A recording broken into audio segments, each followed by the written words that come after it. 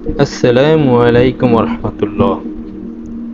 ইমনুর ইসলামী ওয়ার্ল্ডে আপনাদের সকলকে স্বাগতম। আমি ইমনুর রহমান। আজ পাঠ করব আর রাহিকুল মাকতুম বা মোহরাঙ্কিত জান্নাতি সুধা বিশেষ পাঠ পর্ব 6, নৈশ ভ্রমণ ও ঊর্ধ্বগমন বা মিরাজ। নবী করিম সাল্লাল্লাহু আলাইহি সাল্লামের তাবলীগ ও দাওয়াতের কৃতকার্যতা এবং অন্যায় ও উৎপীড়নের মধ্য পর্যায়ে অতিক্রম করে চলছে। সুদূর আকাশের প্রান্তে আশার ক্ষীণ আলো এবং ধূলিযুক্ত ঝলক দৃষ্টি গোচর হতে আরম্ভ করেছে। ঠিক এমন সময়ে নৈশ ভ্রমণ ও ঊর্ধ্বগমনের ঘটনাটি সংঘটিত হয়। একে আরবি ভাষায় বলা হয় মিরাজ এবং এ নামেই ঘটনাটি সমধিক প্রসিদ্ধ রয়েছে। মিরাজের এই বিশ্ব বিশ্রুত অলৌকিক ঘটনাটি কোন সময় সংঘটিত হয়েছিল সে ব্যাপারে জীবন চরিত কারকগণের মধ্যে যে মতভেদ লক্ষ্য করা যায় তা নিম্নে লিপিবদ্ধ করা হলো। রাসূলুল্লাহ সাল্লাল্লাহু আলাইহি সাল্লামকে যে বছর নবুয়ত প্রদান করা হয়েছিল সে বছর মিরাজ সংঘটিত হয়েছিল, এটা তাবারীর কথা। নবুয়তের 5 বছর পর মিরাজ সংঘটিত হয়েছিল। ইমাম নববী এবং ইমাম কুরতুবী এই মত অধিক গ্রহণযোগ্য বলে স্থির করেছেন। দশম নবুয়ত বর্ষের 27শে রজব তারিখের মিরাজ সংঘটিত হয়েছিল। আল্লামা মানসুরপুরী এই মত গ্রহণ করেছেন। হিজরতের 16 মাস পূর্বে অর্থাৎ নবুয়ত দ্বাদশ বর্ষের রমজান মাসে মিরাজ অনুষ্ঠিত হয়েছিল। হিজরতের 1 বছর 2 মাস পূর্বে অর্থাৎ নবুয়ত ত্রয়োদশ বর্ষের মুহররম মাসে মিরাজ অনুষ্ঠিত হয়েছিল। হিজরতের 1 বছর পূর্বে অর্থাৎ নবুয়ত ত্রয়োদশ বর্ষের রবিউল আওয়াল মাসে মিরাজ অনুষ্ঠিত হয়েছিল। এর মধ্যে প্রথম তিনটি মত এজন্য সহিহ হিসেবে গ্রহণযোগ্য হবে না যে উম্মুল মুমিনিন খাদিজা রাদিয়াল্লাহু তাআলা আনহা এর মৃত্যু হয়েছিল 5 ওয়াক্ত সালাত ফরজ হওয়ার পূর্বে। অধিকন্তু এই ব্যাপারে সকলেই একমত যে 5 ওয়াক্ত সালাত ফরজ হয়েছে মিরাজের রাত্রিতে। কাজেই এ থেকে এটা পরিষ্কার বোঝা যায় যে খাদিজা রাদিয়াল্লাহু তাআলা আনহা এর মৃত্যু হয়েছিল মিরাজের পূর্বে। তাছাড়া এটাও সর্বজন বিদিত ব্যাপার যে তার মৃত্যু হয়েছিল দশম নবুয়ত বর্ষের রমজান মাসে। এই প্রেক্ষিতে এটা নিশ্চিতভাবে বলা যায় যে মিরাজের ঘটনা অনুষ্ঠিত হয়েছিল তার মৃত্যুর পরে, পূর্বে নয়। অবশিষ্ট থাকে শেষের তিনটি মত। এই তিনটির কোনোটির উপর অগ্রাধিকার দানের প্রমাণ পাওয়া যায় না। তবে সূরা ইসরার বর্ণনা ভঙ্গি থেকে অনুমান করা যায় যে এই ঘটনা সংঘটিত হয়েছিল রাসূলুল্লাহ সাল্লাল্লাহু আলাইহি সাল্লামের মক্কা জীবনের শেষ সময়।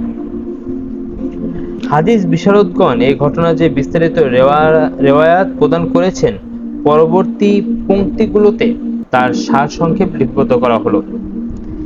ইবনুল কাইয়্যিম লিখেছেন, প্রাপ্ত তথ্যাদি মোতাবেক প্রকৃত ব্যাপারটি হচ্ছে রাসূলুল্লাহ সাল্লাল্লাহু আলাইহি সাল্লামকে সশরীরে বুরাকের উপর আরোহণ করিয়ে জিবরাইল আলাইহিস সালাম মসজিদুল হারাম থেকে বাইতুল মুকাদ্দাসে অবতরণের পর সেখানে সমাগত নবীগণ আলাইহিস সালাম এর জামাতে ইমামত সহকারে সালাত আদায় করেন এবং বুরাককে মসজিদের দরজায় আংটার সাথে বেঁধে রাখেন। সালাত আদায়ের পর পুনরায় তাকে বুরাকে আরোহণ করিয়ে পৃথিবীর নিকটতম আসমানে নিয়ে যাওয়া হয়। জিবরাইল আলাইহিস সালাম রাসূলুল্লাহ সাল্লাল্লাহু আলাইহি সাল্লামের জন্য প্রথম আসমানে দরজা খোলার আবেদন জানালে দরজা খোলা হলো। সেখানে মানুষের আদি পিতা আদম আলাইহিস সালামের রাসূলুল্লাহ সাল্লাল্লাহু আলাইহি সাল্লামের সঙ্গে সাক্ষাৎ হয়। এরপর রাসূলুল্লাহ সাল্লাল্লাহু আলাইহি সাল্লাম তাকে শ্রদ্ধা ভরে সালাম জানান। আদম আলাইহিস সালাম আবেগ আপ্লুত কণ্ঠে সালামের জবাব দিয়ে তার নবুয়তের স্বীকারোক্তি করলেন এবং আল্লাহ তাআলা ডান দিকে আল্লাহর নেককার বান্দাগণের এবং বাম দিকে বদকার বান্দাগণের আত্মাসমূহ তাকে প্রদর্শন করালেন। এরপর তাকে দ্বিতীয় আসমানে নিয়ে যাওয়া হলো। দরজা খোলা হলে সেখানে ইয়াহিয়া বিন জাকারিয়া এবং ঈসা বিন মারিয়াম আলাইহিস সালামের সঙ্গে তার সাক্ষাৎ হয়। পরিচয় পর্বের পর তিনি তাকে শ্রদ্ধা ভরে সালাম জানান। উভয় সালামের জবাব দিয়ে তাকে মোবারকবাদ ও উষ্ণ অভ্যর্থনা জ্ঞাপন করে তার নবুয়তের স্বীকারোক্তি করেন। তৃতীয় পর্যায়ে তাকে তৃতীয় আসমানে নিয়ে যাওয়া হয়। সেখানে ইউসুফ আলাইহিস সালাম এর সঙ্গে সাক্ষাৎ হলে তিনি তাকে শ্রদ্ধা ভরে সালাম জানান। তিনিও সালামের জবাব দিয়ে তাকে মোবারকবাদ জানান এবং তার নবুয়তের স্বীকারোক্তি করেন। তারপর তাকে চতুর্থ আসমানে নিয়ে যাওয়া হয়। সেখানে তিনি ইদ্রিস আলাইহিস সালামকে দেখেন এবং শ্রদ্ধা ভরে সালাম জানান। তিনি সালামের জবাব দিয়ে তাকে মোবারকবাদ জানান এবং তাকে নবুয়তের স্বীকারোক্তি করেন। পঞ্চম আসমানে তাকে নিয়ে যাওয়া হলে সেখানে তিনি হারুন বিন ইমরান আলাইহিস সালামকে দেখতে পান এবং তাকে শ্রদ্ধা ভরে সালাম জানান। তিনি যথারীতি সালামের জবাব দিয়ে তাকে মোবারকবাদ জানান এবং তার নবুয়তের স্বীকারোক্তি জ্ঞাপন করেন। তারপর রাসূল করিম সাল্লাল্লাহু আলাইহি সাল্লামকে ষষ্ঠ আসমানে নিয়ে যাওয়া হয়। সেখানে মুসা বিন ইমরান আলাইহিস সালাম এর সঙ্গে তার সাক্ষাৎ হয়।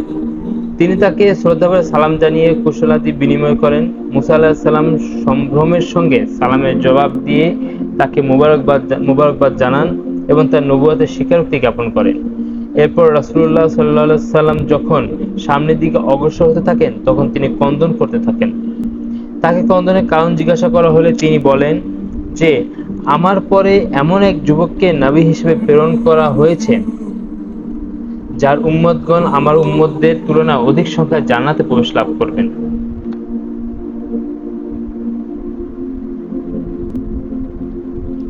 অগ্রযাত্রার পূর্ববর্তী পর্যায়ে তাকে নিয়ে যাওয়া হয় সপ্তম আসমানে।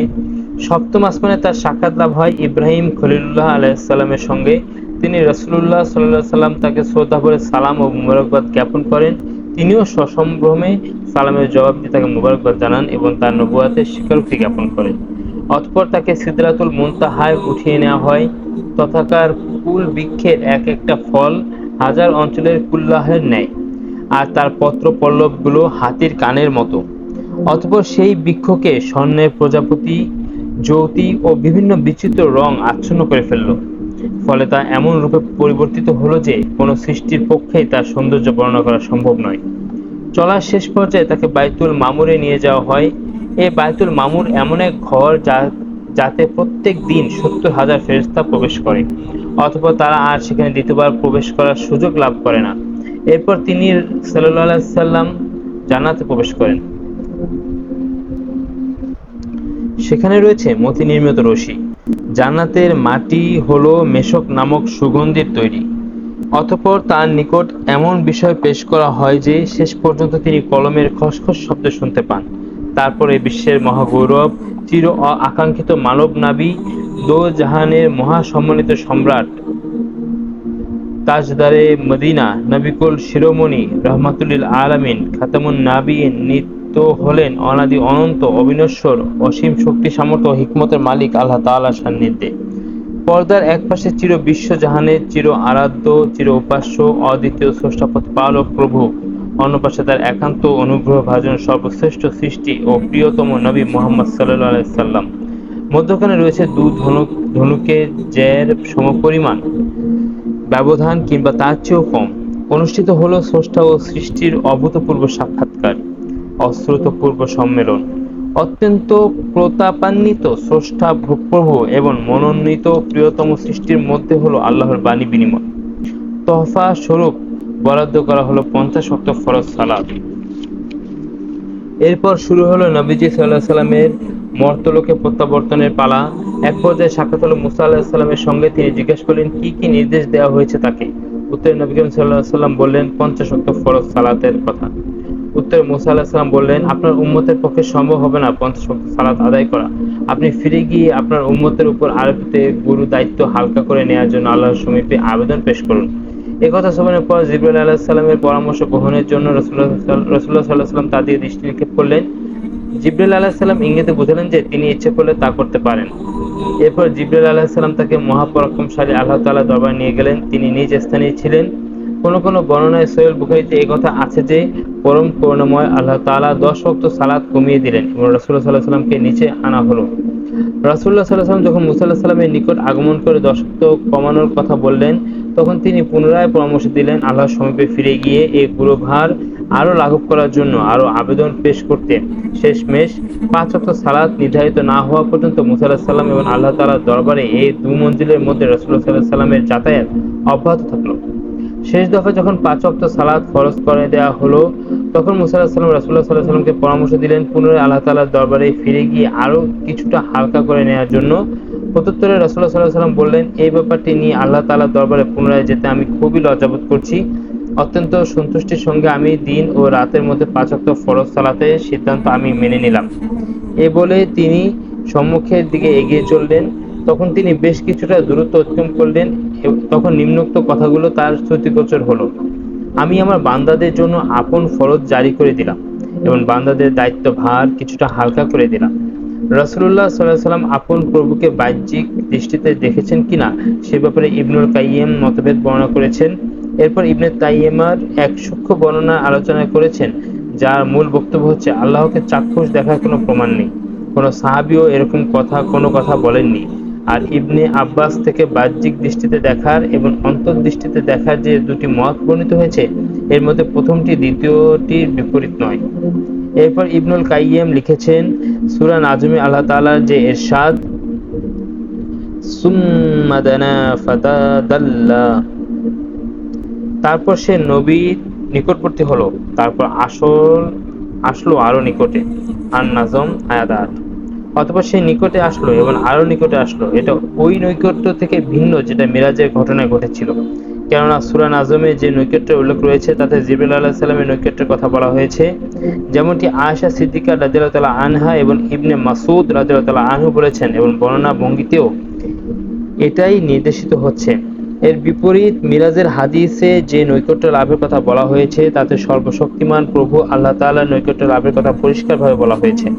সূরা নাজমে এই কথার কোনো উল্লেখ নেই, বরং তাতে বলা হয়েছে যে রাসূলুল্লাহ সাল্লাল্লাহু আলাইহি ওয়াসাল্লাম তাকে দ্বিতীয়বার দেখেছিলেন সিদরাতুল মুনতাহার নিকট, এবং তিনি ছিলেন জিবরাইল আলাইহিস সালাম। রাসূলুল্লাহ সাল্লাল্লাহু আলাইহি ওয়াসাল্লাম দুবার তাকে তার আসল রূপে দেখেছিলেন, একবার পৃথিবীতে এবং অন্যবার সিদরাতুল মুনতাহার নিকট। এ সম্পর্কে সঠিক কি সেটা আল্লাহ তাআলাই ভালো জানেন।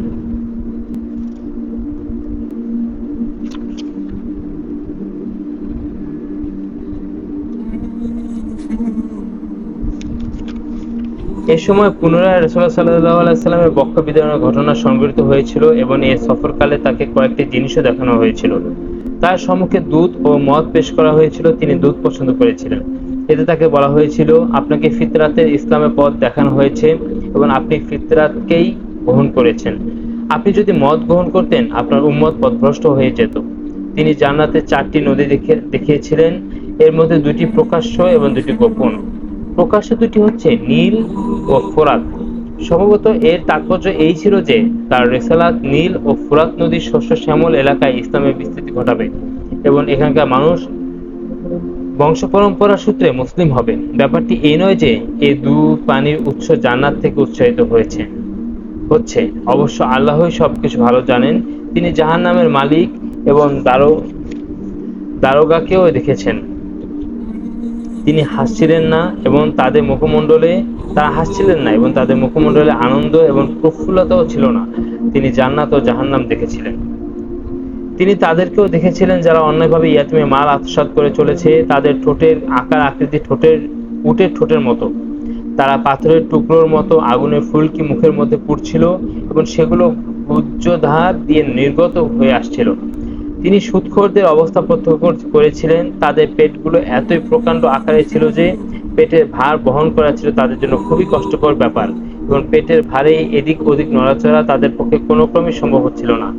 অধিকন্তু ফেরাউনের বংশধরগণকে তিনি অগ্নিকুণ্ডে নিক্ষেপের জন্য পেশ করা হচ্ছিল, তখন তারা তাদেরকে পদদলিত করে অতিক্রম করছিল। এক পর্যায়ে তিনি ব্যভিচারীদের অবস্থা প্রত্যক্ষ করেছিলেন।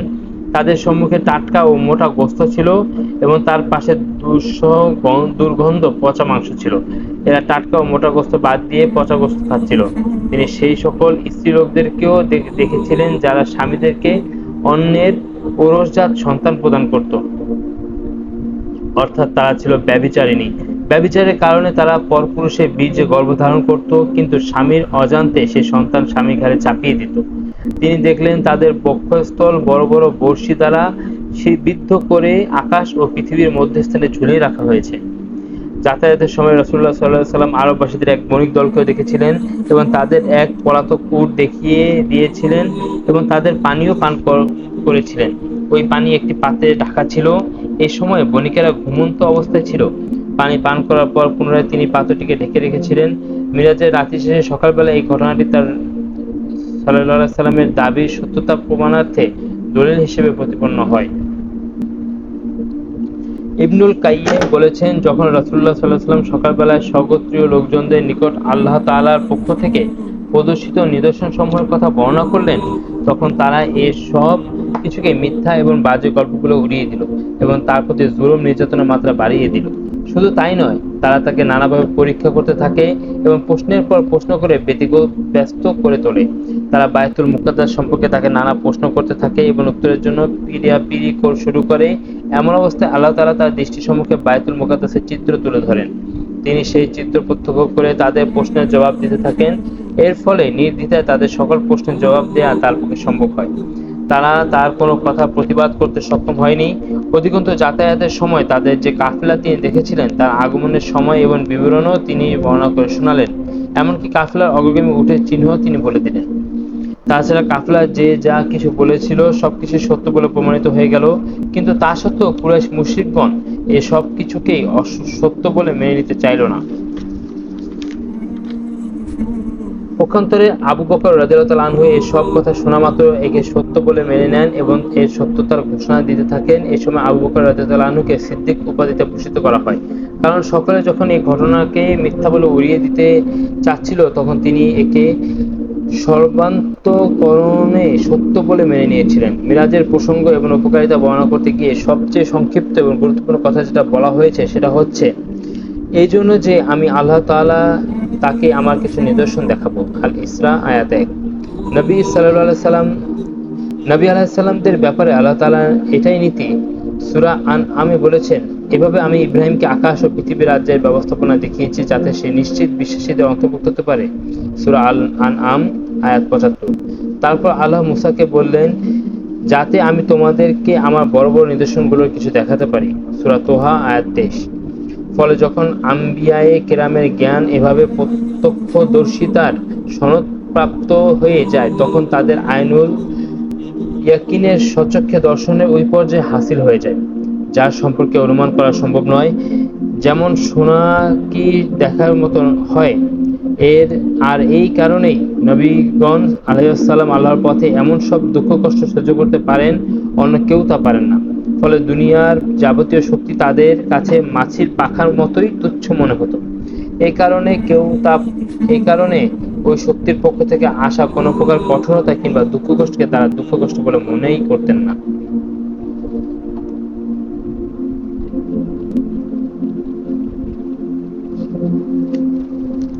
আকাবার প্রথম বায়াত, আনুগত্যের শপথ।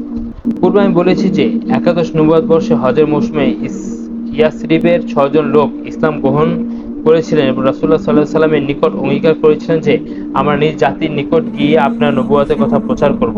এর ফল হলো যে পরবর্তী বছর যখন হজের মৌসুম এলো, অর্থাৎ দ্বাদশ নবুয়ত বর্ষে জিলহজ মোতাবেক 621 খ্রিস্টাব্দের জুলাই, তখন 12 জন লোক রাসূলুল্লাহ সাল্লাল্লাহু আলাইহি ওয়াসাল্লামের খেদমতে এসে উপস্থিত হলেন। তাদের মধ্যে জাবির বিন আব্দুল্লাহ বিন রিয়াব ছাড়া অবশিষ্ট 5 জন তারাই ছিলেন যারা পূর্বের বছর এসেছিলেন। এছাড়া অন্য 7 জন ছিলেন নতুন। নাম হলো যথাক্রমে মাজ বিন হারিস ইবনে আফরা, কাবিলা বনি নাজ্জার, খাজরাজ। দ্বিতীয় হলেন জাকওয়ান বিন আব্দুল কায়েস, কাবিলা হলো বনি জুরাইক, খাজরাজ।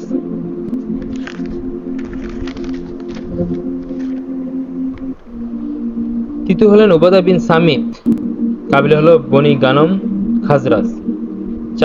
চতুর্থ হলেন ইয়াজিদ বিন সালাবা, বনি গানামের মিত্র, খাজরাজ। আব্বাস বিন উবাদা বিন নাজলাহ, বনি সালিম, খাজরাজ। আবুল হায়সাম বিন তাহান, বনি আব্দুল আশহাল, আউস। ওয়াইম বিন সাইদা, বনি আমর বিন আউফ, আউস।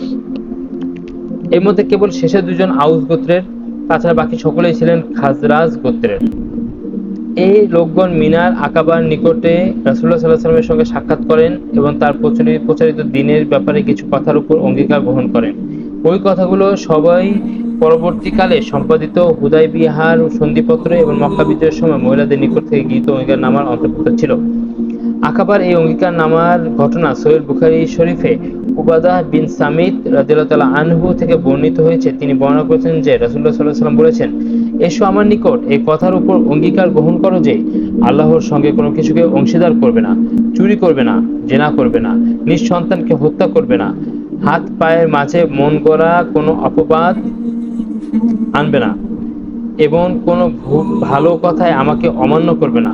যারা এ সকল কথা মান্য এবং পূর্ণ করবে, আল্লাহ তাআলার নিকট তাদের পুরস্কার রয়েছে।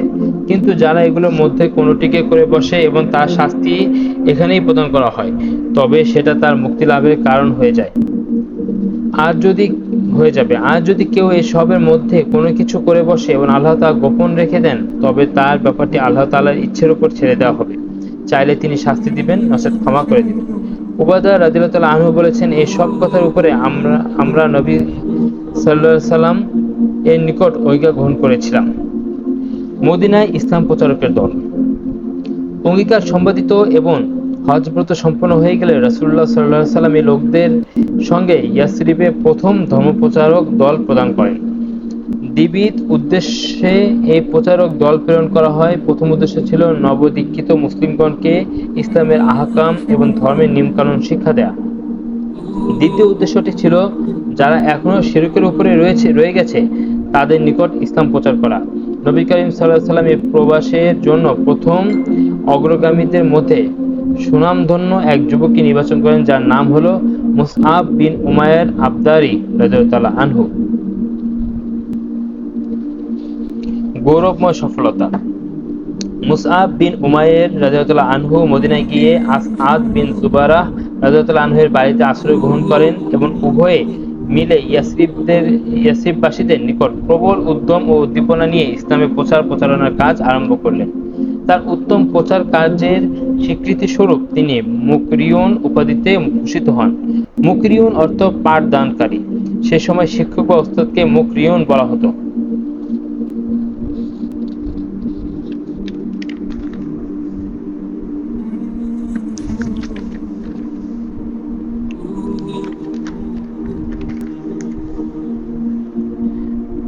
আকাবার দ্বিতীয় শপথ।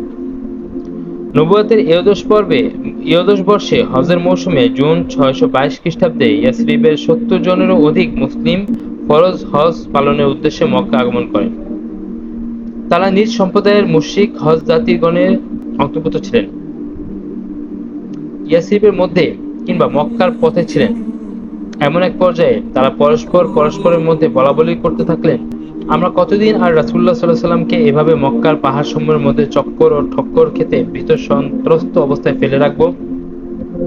এই মুসলিমগণ যখন মক্কায় পৌঁছলেন, তখন গোপনে নবী করিম সাল্লাল্লাহু আলাইহি ওয়াসাল্লামের সঙ্গে যোগাযোগ আরম্ভ করলেন এবং শেষ পর্যন্ত সর্বসম্মতিক্রমে এ কথার উপর সিদ্ধান্ত গৃহীত হলো যে আইয়ামে তাশরিকের মধ্য দিবসে 12ই জিলহজ তারিখে উভয় দল মিনায় জামরাই উলা অর্থাৎ জামরাই আকাবার নিকটে যে সুড়ঙ্গ রয়েছে সেখানে একত্রিত হবেন এবং সে সমাবেশে গোপনে রাত্রের অন্ধকারে অনুষ্ঠিত হবে।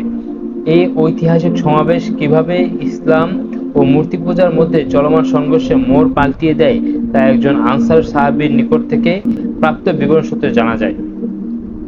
কাব বিন মালিক আনসারী রাদিয়াল্লাহু তাআলা আনহু বলেছেন, আমরা হজের জন্য বের হলাম। আইয়াম তাশরিকের মধ্যবর্তী দিবাগত রাতে রাসূলুল্লাহ সাল্লাল্লাহু আলাইহি ওয়াসাল্লামের সঙ্গে সাক্ষাতের সিদ্ধান্ত গৃহীত হলো এবং আমরা হজ থেকে ফারেক হলে নির্ধারিত সময় উপস্থিত হলো। আমাদের সঙ্গে আমাদের অন্যতম প্রভাবশালী নেতা আব্দুল্লাহ বিন হারামও উপস্থিত ছিলেন, যিনি ইসলাম গ্রহণ করেননি। মুশরিকগণের মধ্যে একমাত্র তাকেই আমরা সঙ্গে নিয়েছিলাম। আমাদের সঙ্গে আগত অন্যান্য মুশরিকদের থেকে আমাদের কাজকর্ম ও কথাবার্তা গোপন রাখছিলাম, কিন্তু আব্দুল্লাহ বিন হারামের সঙ্গে আমাদের কথোপকথন ঠিকভাবেই চলছিল। আমরা তাকে বললাম, হে আবু জাবির, আপনি আমাদের একজন প্রভাবশালী ও উচ্চ মর্যাদা সম্পন্ন নেতা। আপনার প্রতি আমাদের শ্রদ্ধা ও ভালোবাসার সূত্রে আমরা আপনাকে বর্তমান অবস্থা থেকে বের করে আনতে চাচ্ছি, যাতে করে আপনি জাহান্নামে ভয়াবহ অগ্নিকুণ্ডে ইন্ধন হয়ে না যান। এরপর তাকে আমরা ইসলামে দাওয়াত দিলাম এবং বললাম যে আজ আকাবায় রাসূলুল্লাহ সাল্লাল্লাহু আলাইহি ওয়াসাল্লামের সঙ্গে আমাদের সাক্ষাতের কথাবার্তা আছে। তিনি ইসলাম গ্রহণ করলেন এবং আমাদের সাথে আকাবায় গমন করলেন। তারপর তিনি আমাদের নেতা নির্বাচিত হলেন। কাব রাদিয়াল্লাহু তাআলা আনহু ঘটনার বিস্তারিত বিবরণ দিতে গিয়ে বলেছেন, আমরা এই রাতেও যথারীতি নিজ নিজ সম্প্রদায়ের সঙ্গে ঘুমিয়ে পড়লাম, কিন্তু যখন রাতের তৃতীয় অংশ অতিবাহিত হলো তখন আমরা নিজ নিজ তাঁবুতে বের হয়ে রাসূলুল্লাহ সাল্লাল্লাহু আলাইহি ওয়াসাল্লামের সঙ্গে সাক্ষাতের জন্য নির্ধারিত স্থানে গেলাম, যেমনটি পাখি নিজ বাসা থেকে নিজেকে জড়সড় করে বের হয়। শেষ পর্যন্ত আমরা সকলে গিয়ে আকাবায় একত্রিত হলাম। আমরা সংখ্যায় ছিলাম মোট 75 জন, 73 জন পুরুষ এবং 2 জন মহিলা। মহিলা দুজনের একজন ছিলেন উম্মু উমারা নুসাইবা বিনতে কাব, তিনি কাবিলা বনু মাজিন বিন নাজ্জারের সঙ্গে সম্পর্কিত ছিলেন। দ্বিতীয়জন ছিলেন উম্মু মানি আসমা বিনতে আমর, তিনি বনু সালামা গোত্রের সঙ্গে সম্পর্কিত ছিলেন। আমরা সকলে সুরঙ্গে একত্রিত হয়ে রাসূলুল্লাহ সাল্লাল্লাহু আলাইহি সাল্লামের জন্য অপেক্ষা করতে লাগলাম। শেষ পর্যন্ত সে আকাঙ্ক্ষিত মুহূর্তে এসে পড়ল এবং তিনি তাশরিফ আনয়ন করলেন। সঙ্গে ছিলেন তার চাচা আব্বাস বিন আব্দুল মুত্তালিব। যদিও তিনি তখনও নিজ সম্প্রদায়ের ধর্মের উপরই প্রতিষ্ঠিত ছিলেন, তবুও তিনি এটা চাচ্ছিলেন যে আপন ভাতৃষ্পুত্রের সমস্যায় উপস্থিত থাকেন, যাতে তার পূর্ণ ইতমিনান হাসিল হয়ে যায়। তিনি সর্বপ্রথম কথা বলা আরম্ভ করেন। বায়াতের দফাসমূহ। ইমাম আহমদ জাবির রাদিয়াল্লাহু আনহু হতে বায়াতের ঘটনা বিস্তারিতভাবে বর্ণনা করেছেন। জাবির বলেছেন, আমরা আরজ করলাম, হে আল্লাহ রাসূল সাল্লাল্লাহু আলাইহি সাল্লাম, আমরা আপনার নিকট কোন শপথ গ্রহণ করব? তিনি বললেন, তোমরা যে কথার উপর শপথ গ্রহণ করবে তা হচ্ছে সুখে দুঃখে সর্ব অবস্থায় কথা শুনবে ও মেনে চলবে, অভাবে ও সচ্ছলতায় একই ধারায় খরচ করবে, ভালো কাজের জন্য আদেশ করবে এবং মন্দ কাজ থেকে বিরত থাকতে বলবে, আল্লাহর পথে দণ্ডায়মান থাকবে এবং আল্লাহর ব্যাপারে কোনো ভৎসনাকারীর ভৎসনায় পরোয়া করবে না। যখন আমি তোমাদের নিকট হিজরত করে যাব, তখন আমাকে সাহায্য করবে এবং যেমনভাবে আপন জানমাল ও সন্তানদের হেফাজত করছো, সেভাবেই আমার হেফাজত করবে। এই সব করলে তোমাদের জন্য জান্নাত রয়েছে। কাব রাদিয়াল্লাহু আনহু এর বর্ণনা সূত্রে ইবনে ইসহাক যে আলোচনা করেছেন তাতে শেষ ধারায় পাঁচ কথা বলা হয়েছে। এতে বলা হয়েছে যে রাসূলুল্লাহ সাল্লাল্লাহু আলাইহি ওয়াসাল্লাম কোরআন তেলাওয়াত করলেন, আল্লাহর দ্বীনের প্রতি দাওয়াত এবং ইসলাম গ্রহণের প্রতি অনুপ্রেরণা দানের পর বললেন, আমি তোমাদের নিকট এই কথা শপথ গ্রহণ করছি যে তোমরা আমাকে ওই সকল জিনিস থেকে হেফাজত করবে যে সকল জিনিস থেকে তোমরা আপন ছেলে মেয়ে এবং আত্মীয় স্বজনদের হেফাজত করে থাকো। এই কথা বলার পরেই বারা রাদিয়াল্লাহু আনহু বিন মারুর রাসূলুল্লাহ সাল্লাল্লাহু আলাইহি ওয়াসাল্লামের হাত ধরে বললেন, ওই সত্তার শপথ যিনি আপনাকে সত্য নবীরূপে প্রেরণ করেছেন, সুনিশ্চিত আমরা আপনাকে ওই সকল অনিষ্ট থেকে হেফাজত করব যে সকল অনিষ্ট থেকে আমাদের ছেলে মেয়ে ও আত্মীয় স্বজনদের হেফাজত করি। অতএব হে আল্লাহ রাসূল সাল্লাল্লাহু আলাইহি ওয়াসাল্লাম, আপনি আমাদের আনুগত্যের শপথ গ্রহণ করুন। আল্লাহর শপথ, আমরা যুদ্ধের সন্তান ও অস্ত্র আমাদের খেলনা। আমাদের এই পদ্ধতি বাপ-দাদার কাল থেকে চলে আসছে। কাব রাদিয়াল্লাহু আনহু বলেন যে বারা রাসূলুল্লাহ সাল্লাল্লাহু আলাইহি ওয়াসাল্লামের সঙ্গে কথাবার্তা বলছিলেন, এমন সময় আবুল হাইসাম বিন তায়াহান কথার ছেদ কেটে বললেন, হে আল্লাহর রাসূল, আমাদেরও কিছু মানুষের অর্থাৎ ইহুদিদের মধ্যে চুক্তি ও সন্ধির বন্ধন রয়েছে, আর আমরা এখন সেই বন্ধন ছিন্ন করছি। তাহলে এরকম তো হবে না যে আমরা এরূপ করে ফেলি, তারপরে আল্লাহ যখন আপনাকে জয়যুক্ত করবেন তখন আপনি আমাদেরকে ছেড়ে দিয়ে নিজ জাতির দিকে ফিরে যাবেন। একথা শোনার পর রাসূলুল্লাহ সাল্লাল্লাহু আলাইহি ওয়াসাল্লাম মৃদু হেসে বললেন, না, বরং তোমাদের রক্ত আমার রক্ত এবং তোমাদের ধ্বংস আমার ধ্বংস। আমি তোমাদেরই এবং তোমরাও আমারই। তোমরা যাদের সঙ্গে যুদ্ধ করবে আমিও তাদের সঙ্গে যুদ্ধ করব, তোমরা যাদের সঙ্গে সন্ধি করবে আমিও তাদের সঙ্গে সন্ধি করব। বায়াতের পূর্ণতা লাভ। বায়াতের শর্ত বা দফাসমূহ পূর্বেই নির্ধারণ করা হয়েছিল। এর ভয়াবহ দিকগুলো সম্পর্কে একবার ব্যাখ্যা প্রদান করা হয়েছিল। যখন এই অতিরিক্ত সতর্কতার কথা বলা হলো, তখন লোকেরা সমন্বয়ে বলে উঠলেন, আসআদ বিন জুবারা, নিজ হাত হটাও, আল্লাহর কসম, আমরা এই অঙ্গীকার ছাড়তে কিংবা ভঙ্গ করতে পারি না। উপস্থিত জনতা এই উত্তরে আসআদ বিন জুবারা ভালোভাবে ওয়াকিফহাল হওয়ার সুযোগ লাভ করলেন যে লোকেরা আল্লাহর রাসূল সাল্লাল্লাহু আলাইহি ওয়াসাল্লামের জন্য কতটুকু ত্যাগ স্বীকার করতে প্রস্তুত রয়েছেন।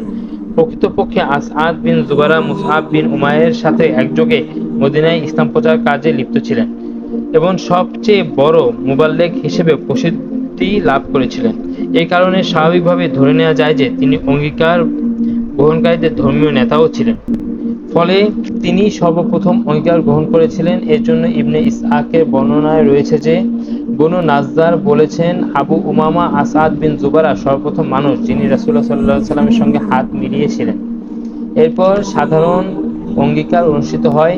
জাবির রাদিয়াল্লাহু আনহু এর বর্ণনায় রয়েছে যে আমরা একে একে দাঁড়ালাম আর নবী কারীম সাল্লাল্লাহু আলাইহি ওয়াসাল্লাম আমাদের থেকে অঙ্গীকার গ্রহণ করলেন আর এর বিনিময়ে জান্নাতের সুসংবাদ প্রদান করলেন।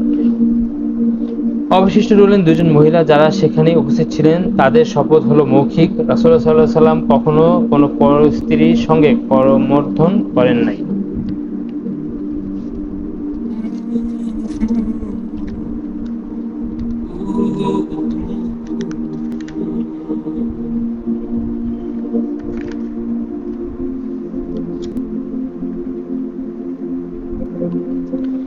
12 জন নকিব বা নেতা। অঙ্গীকার পর্ব সম্পন্ন হলে রাসূলুল্লাহ সাল্লাল্লাহু আলাইহি ওয়াসাল্লাম অঙ্গীকারবদ্ধ লোকেদের মধ্য থেকে 12 জন নেতা নির্বাচন করলেন। নির্বাচিত ব্যক্তিগণ নিজ নিজ সম্প্রদায়ের নেতৃত্ব গ্রহণ করবেন এবং আপন আপন সম্প্রদায়ের মধ্যে অঙ্গীকারের ধারাসমূহ বাস্তবায়নের ব্যাপারে জিম্মাদারি ও দায়িত্ব গ্রহণ করবেন। রাসূলুল্লাহ সাল্লাল্লাহু আলাইহি ওয়াসাল্লাম বললেন, তোমরা নিজেদের মধ্য থেকে 12 জন এমন সব নেতা নির্বাচন করবে যারা নিজ নিজ সম্প্রদায়ের সমস্যাগুলি সমাধানের ব্যাপারে যথোপযোগী ভূমিকা পালন করবেন। তার ইঙ্গিতে তড়িঘড়ি নেতা নির্বাচন পর্ব সমাপ্ত হলো। 9 জন খাজরাজ এবং 3 জন আউস গোত্র থেকে মোট 12 জন নেতা নির্বাচন করা হলো। খায়রাজ গোত্রের নেতাগণের নাম হচ্ছে যথাক্রমে আসআদ বিন জুরারা বিন আদাস, আব্দুল্লাহ, সাদ বিন রাবি বিন আমর, আব্দুল্লাহ বিন রাওয়াহ বিন সালাবা। চতুর্থ হলো রাফি বিন মালিক বিন আজলান। পঞ্চম বারা বিন মারুর বিন সাখর। ষষ্ঠ আব্দুল্লাহ বিন আমর বিন হারাম। সপ্তম উবাদা বিন সামিদ বিন কায়েস। অষ্টম সাদ বিন উবাদা বিন দুলাইম। নবম মুনজির বিন আমর বিন খুনাইস। আউস গোত্রের নেতাগণ হচ্ছেন: প্রথম উসাইদ বিন হুজাইর বিন সেমাক। দ্বিতীয় সাদ বিন খাইসামা বিন হারিস। তৃতীয় রিফাহ বিন আব্দুল মুনজির বিন জুবাইর। যখন এই সকল নেতা নির্বাচন পর্ব সমাপ্ত হলো, তখন নবী করিম সাল্লাল্লাহু আলাইহি ওয়াসাল্লাম তাদের নিকট থেকে পুনরায় অঙ্গীকার গ্রহণ করলেন। তিনি বললেন, ঈসা আলাইহিস সালামের পক্ষ যেভাবে হাওয়ারীগণের উপর দায়িত্ব অর্পিত হয়েছিল, সেভাবে আজ থেকে আপনাদের উপর আপন আপন সম্প্রদায়ের জিম্মাদারি বা দায়িত্ব অর্পিত হলো। আর আমার উপর জিম্মাদারি বা দায়িত্বভার রইল সমগ্র মুসলিম জাতির। তারা সকলে এক বাক্যে বলে উঠলেন, জি হ্যাঁ। শয়তান চুক্তির কথা ফাঁস করে দিল। অঙ্গীকার সংক্রান্ত কাজকর্ম সম্পন্ন হয়ে গেছে এবং লোকজনেরা এখন নিজ নিজ গন্তব্যস্থান অভিমুখে রওনা হয়ে যাবেন। এমন সময় এক শয়তান ব্যাপারটি জেনে ফেলে। যেহেতু ব্যাপার সে জানতে পারে একেবারে শেষ মুহূর্তে এবং তার হাতে এতটুকু সময় ছিল না যে সে কুরাইশ মুশরিকদের নিকট এই খবর পাঠিয়ে দেয় এবং তারা আকস্মিকভাবে আক্রমণ চালিয়ে এই সুড়ঙ্গের মধ্যেই এদের সকলকে নিঃশেষ করে ফেলে, সেহেতু সে শয়তান তাড়াতাড়ি পাহাড়ে একটি উঁচু স্থানে দাঁড়িয়ে এমন উঁচু কণ্ঠে, যা কদাচিৎ কেউ শুনে থাকবে, ডাক দিল, হে তাবুওয়ালা, মুহাম্মদ সাল্লাল্লাহু আলাইহি সাল্লামকে দেখো, বেদিনেরা এখন তার সঙ্গে রয়েছে। তোমাদের সঙ্গে যুদ্ধের জন্য তারা এখানে একত্রিত হয়েছে। রাসূল সাল্লাল্লাহু আলাইহি ওয়াসাল্লাম বলেছেন, এ হচ্ছে এই সুড়ঙ্গের শয়তান। হে আল্লাহর দুশমন, আমি তোর জন্য অতি সত্বর বেরিয়ে পড়ছি। এরপর তিনি সকলকে বললেন, তোমরা সকলে নিজ নিজ আস্তানে চলে যাও। কুরাইশদের উপর আক্রমণের জন্য আনসারদের প্রস্তুতি। শয়তানের কণ্ঠ নিঃসৃত শব্দ শ্রবণ করে আব্বাস বিন উবাদা বিন নাজালা বললেন, ওই সত্তার শপথ যিনি ন্যায়ের সঙ্গে আপনাকে প্রেরণ করেছেন, আপনি যদি চান তাহলে আমরা কালই তরবারি নিয়ে মিনাবাসীর উপর আক্রমণ চালাই। তিনি রাসূলুল্লাহ সাল্লাল্লাহু আলাইহি ওয়াসাল্লাম বললেন, আমাকে এই নির্দেশ দেওয়া হয়নি, অতএব আপনারা নিজ নিজ আস্তানায় চলে যান। কাজে লোকেরা নিজ নিজ আস্তানায় ফিরে গিয়ে শুয়ে পড়লেন। এভাবেই সকাল হয়ে গেল।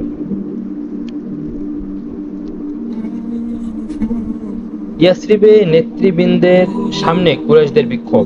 এই সংবাদ কুরাইশদের কর্ণকুহরে পৌঁছিবা মাত্র অসহনীয় দুঃখ বেদনায় হেতু তাদের মাঝে কলরব শুরু হয়ে গেল। কেননা মুসলিমগণের এই ধরনের অঙ্গীকার ও চুক্তির সুদূর প্রসারী বিরূপ প্রতিক্রিয়া যে তাদের জীবন ও সম্পদের উপর হবে, সেটা ভালোভাবে জানা ছিল।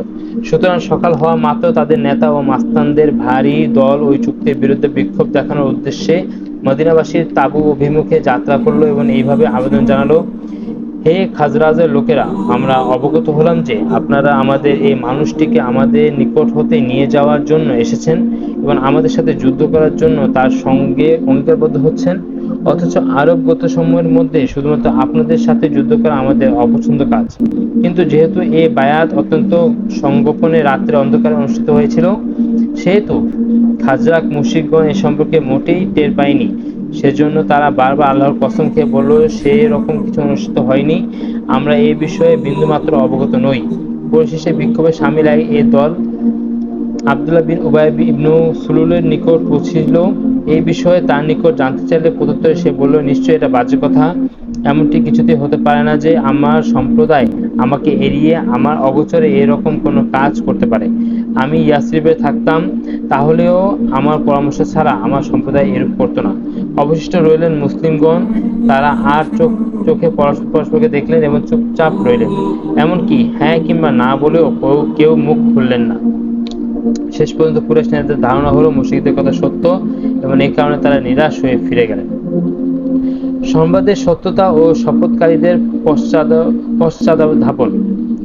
মক্কার কুরাইশ নেতাগণ সম্ভবত দৃঢ়তার সঙ্গে এটা ধরে নিয়েছিল যে এই সংবাদ মিথ্যা, কিন্তু এই অনুসন্ধানে সর্বদা লেগেই থাকলো এবং শেষ পর্যন্ত নিঃসন্দেহে অবগত হলো যে অঙ্গীকার গ্রহণের ঘটনা সত্য। এই ঘটনাটি অবগত হওয়ার পর তারা অঙ্গীকার গ্রহণকারীদের প্রতি মারমুখী হয়ে ওঠে, কিন্তু যখন তারা এই সংবাদটি অবগত হলো তখন অঙ্গীকারবদ্ধ হাজীগণ নিজ নিজ গৃহাভিমুখে অনেকটা পথ অগ্রসর হয়ে গেছেন। মক্কাবাসীগণ দ্রুত পথে অগ্রসর হয়েও তাদের নাগাল পেল না। অবশ্য সাদ বিন উবাদা এবং মুনজির বিন আমরকে দেখে ফেলে এবং তাদেরকে তাড়া করতে থাকে, কিন্তু মুনজির অত্যন্ত দ্রুততার সঙ্গে তাদের নাগালে বাইরে চলে যেতে সক্ষম হন। অবশ্য সাদ বিন উবাদা তাদের হাতে ধরা পড়ে যান। তারা তার হাত দুটো তারই পালানো দড়ির দ্বারে গর্দানের পিছনে বেঁধে দেয়, কষ্ট দিতে দিতে মক্কা পর্যন্ত নিয়ে যায়, কিন্তু সেখানে মুতঈম বিন আদি এবং হারিস বিন হারব বিন উমাইয়া এসে তাকে ছাড়িয়ে দেন, কারণ তাদের দুজনের যে বাণিজ্য কাফেলা মদিনার পথে দিয়ে যাতায়াত করত তা সাদের আশ্রয়ে চলাচল করত। তাকে বন্দী করে নিয়ে যাওয়া আনসারগণ খুবই বিব্রত বোধ করতে থাকেন এবং তাকে মুক্ত করার ব্যাপারে উপযুক্ত ব্যবস্থা অবলম্বনের জন্য সলা পরামর্শ করতে থাকেন। ইতিমধ্যে দেখা গেল যে বন্দী দশা থেকে মুক্ত হয়ে তিনি সঙ্গী সাথীদের নিকট প্রত্যাবর্তন করেছেন।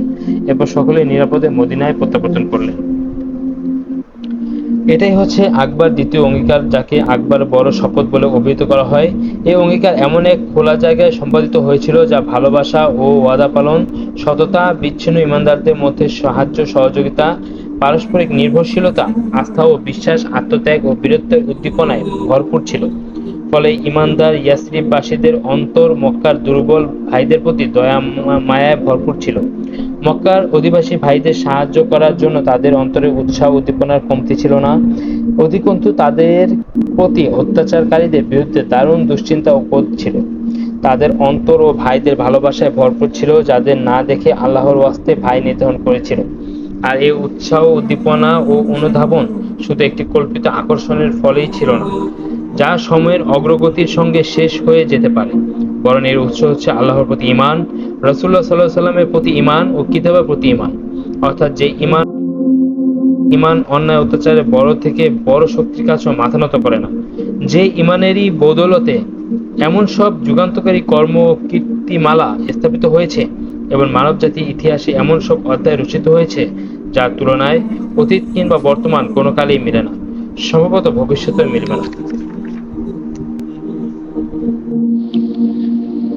আলহামদুলিল্লাহ, আর রাহিকুল মাকতুম বিশেষ পাঠ পর্ব 6 আজ সম্পন্ন করলাম। ইনশাআল্লাহ অতি দ্রুত আমরা আর রাহিকুল মাকতুম বিশেষ পাঠ পর্ব 7 সম্পন্ন করে আপনাদের উপস্থাপন করব। আপনারা আমাদের পাশে থাকবেন, দোয়া করবেন, লাইকস, কমেন্টস এবং শেয়ার করে সাবস্ক্রাইব করে আমাদেরকে এগিয়ে যাওয়ার জন্য অনুপ্রেরণা প্রদান করবেন। আমাদের দ্বীনি কাজে পাশে থাকবেন। আসসালামু আলাইকুম ওয়া রাহমাতুল্লাহি ওয়া বারাকাতুহু। ইমনুর ইসলামী ওয়ার্ল্ডে আপনাদের আবার স্বাগতম।